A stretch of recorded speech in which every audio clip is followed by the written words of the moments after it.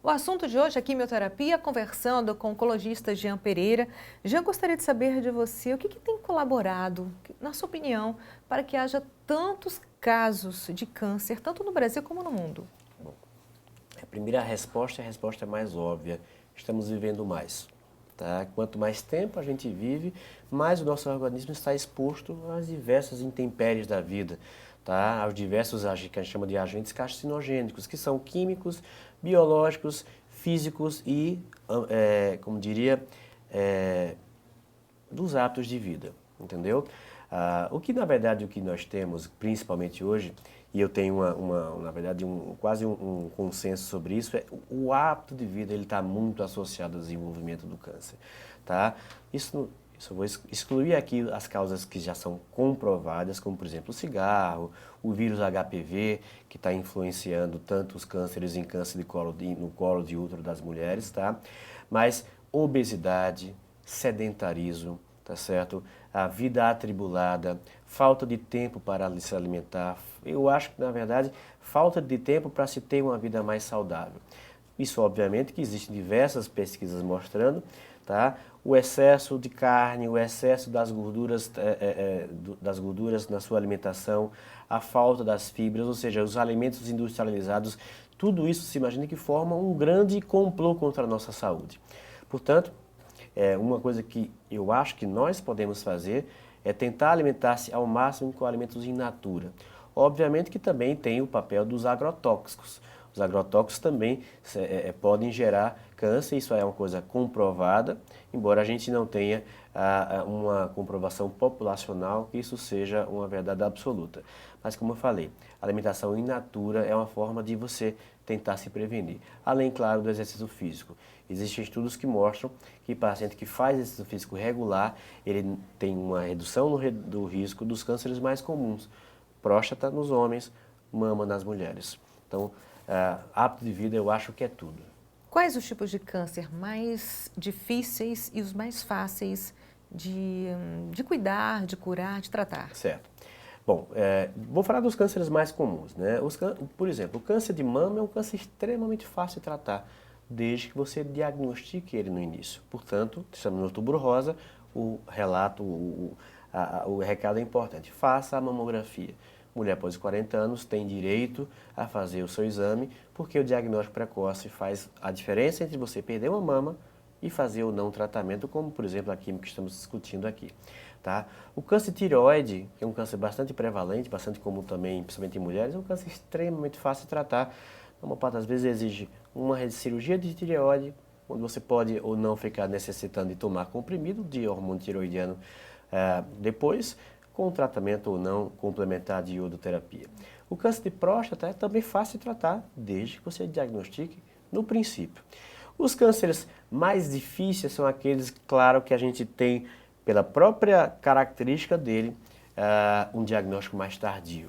Por exemplo, os cânceres de pâncreas, os cânceres de pulmão, tá? São cânceres que geralmente o paciente descobre já numa fase mais avançada e, portanto, tem um grau de mortalidade extremamente alto. Acontece alguns milagres assim, de vez em quando, de diagnósticos que você olha assim, não, realmente parece impossível, mas que há uma completa reversão no caso? Existe sim. Tá? O milagre a gente vê todos os dias, tá certo? Não é incomum a gente, com o tratamento, conseguir respostas que a gente nem esperava, tá? E que realmente, pela primeira vez, quando a gente vê o paciente, a gente tenta fazer um apanhado geral do que o paciente pode ter no futuro e muitas vezes o paciente nos surpreende e nos surpreende muito positivamente, tá? E existem os milagres que a gente não explica, tá? Eu, particularmente, tenho uma paciente onde infelizmente, eu tive que parar o tratamento completamente, já tinha um câncer muito avançado, tá? Suspendi o tratamento por conta da condição clínica dela e a paciente começou sozinha, do nada, a melhorar. Eu até perguntei à paciente, dona Penha, se ela tinha rezado para algum santo, mas ela disse que era evangélica. E aí eu falei, porque é um caso que eu, particularmente, não tenho explicação. Eu tenho os exames antes do tratamento, eu tenho exames durante o tratamento, quando a doença piorou, quando eu fui obrigado a parar o tratamento pela condição clínica, que era muito pobre, o paciente estava realmente se você fosse olhar do ponto de vista médico, no final dos seus dias, tá? E tem os exames pós esse tratamento e a paciente está, no meu consultório, esteve até, inclusive, essa semana, já está com 2 anos absolutamente sem nenhuma evidência de que o câncer esteja no corpo dela. É milagre. Gente, é tão bom ouvir esses testemunhos assim. Doutor Jean, agora uma coisa realmente que a gente fica meio que chocado. A quimioterapia é uma coisa muito séria, é um tratamento muito sério. Como é que o senhor vê o tratamento da quimio utilizando medicamentos genéricos, como em alguns hospitais? Não só do nosso estado, mas como do Brasil como um todo. Bom, é uma pergunta extremamente importante e para o qual a gente não tem muita resposta não, Márcia. Tá? Infelizmente, a gente no Brasil tem laboratórios e laboratórios. Entendeu? Por exemplo, na nossa clínica a gente tem por prova fazer só droga de marca, tá? Mas, por exemplo, no sistema público de saúde, pelo próprio valor dessas drogas, que realmente são muito mais caras em geral, tá? A gente precisa usar o genérico ou alguns similares. O que se faz o que se tem que fazer é um crivo muito grande de qualidade.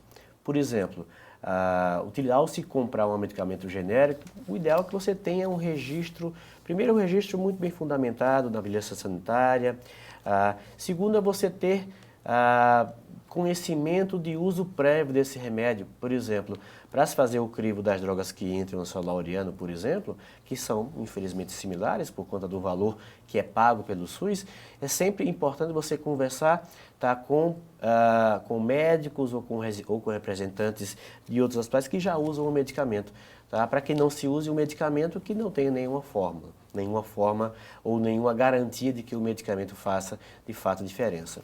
Entendeu? Então é uma pergunta muito importante. Na verdade, esse questionamento a gente se faz não só em relação ao quimioterápico, tá? Mas até mesmo em relação ao antibiótico.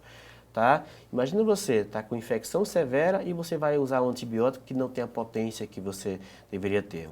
O óbito ele é imediato. Tá? Então isso é uma coisa muito importante que infelizmente depende muito mais dos sistemas de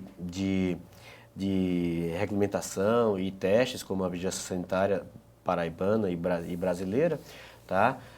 E que a gente às vezes fica um pouco até nas mãos dessas entidades públicas de regulação.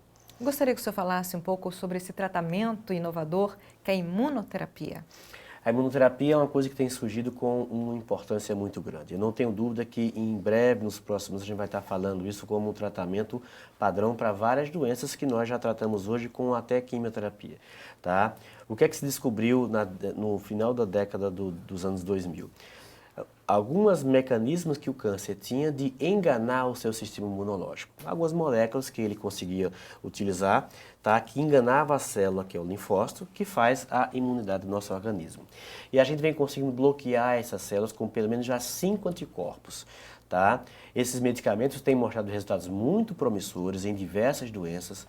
Tá? Melanoma foi a grande vedete do Congresso americano de 3 anos atrás, tá? Mas esse tratamento imunológico já está disponível, por exemplo, não no Brasil, infelizmente, espero que em breve, tá? Mas para cânceres de pulmão, cânceres de rim. E as drogas estão começando a ser estudadas em diversos outros tipos de câncer. Eu tenho pouca dúvida que essa imunoterapia vai ser um tratamento a mais, importante e que vai trazer muita esperança para muita gente. Mas o problema é o custo. Todas essas drogas são manufaturadas com extrema tecnologia. Tá? O processo de biotecnologia necessário é extremamente caro para fazer.